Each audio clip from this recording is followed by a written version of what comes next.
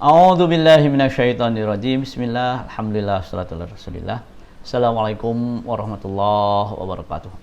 Kaum muslimin yang dimuliakan Allah, alhamdulillah Allah masih memberi umur kepada kita di akhir Ramadan 1441 Hijriah. Alhamdulillah, dan kita insyaallah akan menjelang Idul Fitri. Bagaimana Idul Fitri dalam kondisi COVID-19, dalam kondisi pandemi Corona? Pertama, yang ingin saya sampaikan adalah bahwa hukum sholat Idul Fitri adalah sunnah muakkadah menurut pendapat Imam Malik dan mayoritas Syafi'iyah. Imam Al-Ahnaf, para pengikut madhab Hanafi, mengatakan wajib ain. Tapi madhab Hambali mengatakan fardu kifayah. Namun dari pendapat-pendapat ini kita memahami bahwa diusahakan jangan ketinggalan untuk mengikuti sholat Idul Fitri. Nah, kemudian yang dirahmatullah, dalam hal ini bagaimana dengan kondisi kita dalam kondisi COVID-19? Dalam kondisi COVID-19 seperti ini, jelas sebagaimana sering disampaikan, bahaya masih ada. Bahaya masih ada. Jadi nanti dibagi tiga, bagaimana kondisinya dalam zona yang masih terdapat kondisi bahaya. Yang kedua, bagaimana di daerah yang zona kondisinya hijau, aman. Atau bagaimana kalau sholat di tempat yang bisa diatur sedemikian rupa sehingga bisa dipastikan tidak ada yang membawa virus tersebut. Nah, namun sebelum ke situ, mari kita lihat bagaimana di zaman Rasulullah SAW pernah terjadi beberapa uzur, beberapa alasan syar'i yang membuat tidak diselenggarakannya sholat Idul Fitri di tanggal 1 Syawal. Jadi pernah di zaman Rasulullah SAW, ketika itu Rasulullah ketika tanggal 29 terjadi tidak terlihat hilal. Kemudian semua tanggal 30 masih puasa. Arab kampung datang ke Rasulullah. Wahai Rasulullah, kalian sudah masih puasa, kami tidak. Kenapa? Annahum ra'ul hilal bil ams. Rasulullah, mereka melihat hilal. Akhirnya Rasulullah ngecek dan benar adanya.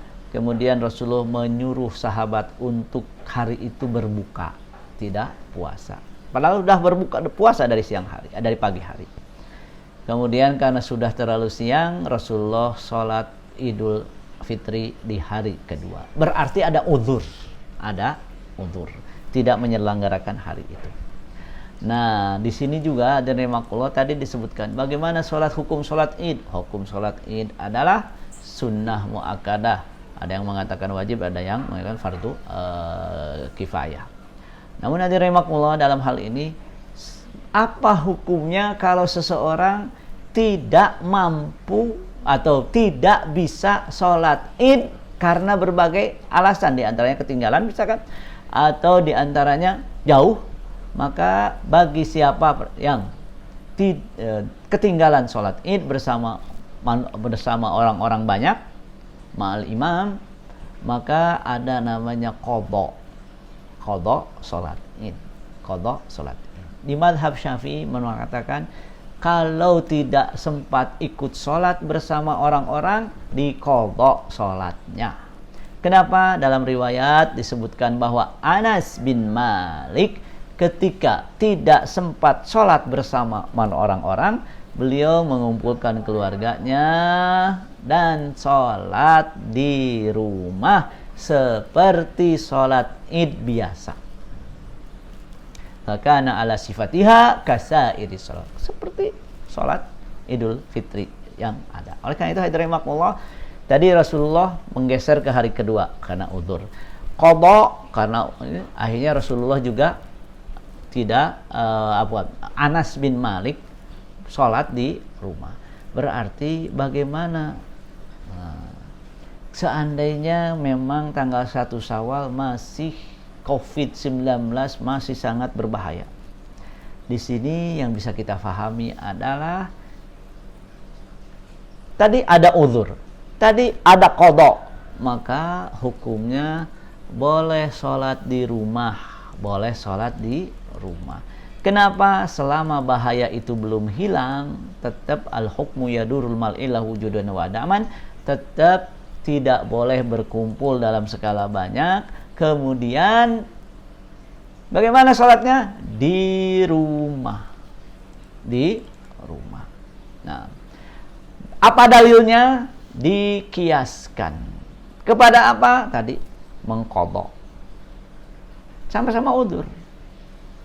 Nah, yang menarik rahimakumullah, dalam syariat disebutkan fattaqullaha mastata'tum. Maksudnya kalau yang ideal tidak mampu dilakukan, lakukan apa adanya.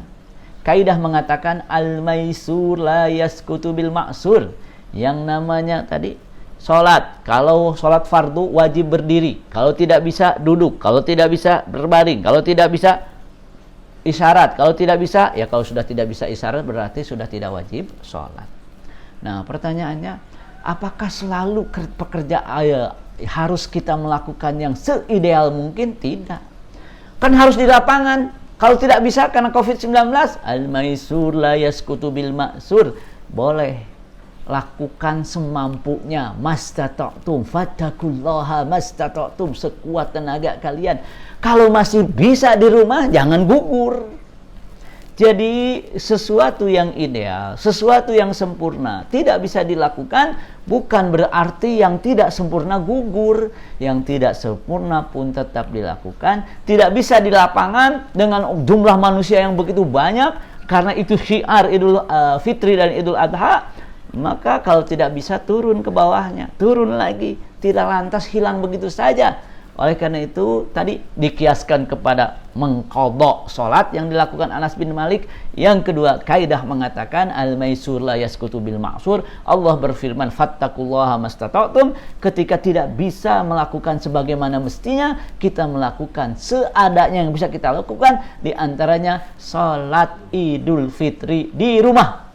Bagaimana caranya? Tadi sebutkan, seperti sholat Idul Fitri yang biasa. Rakaat pertama 7 takbir zawaid, setelah takbir ada 7 takbir.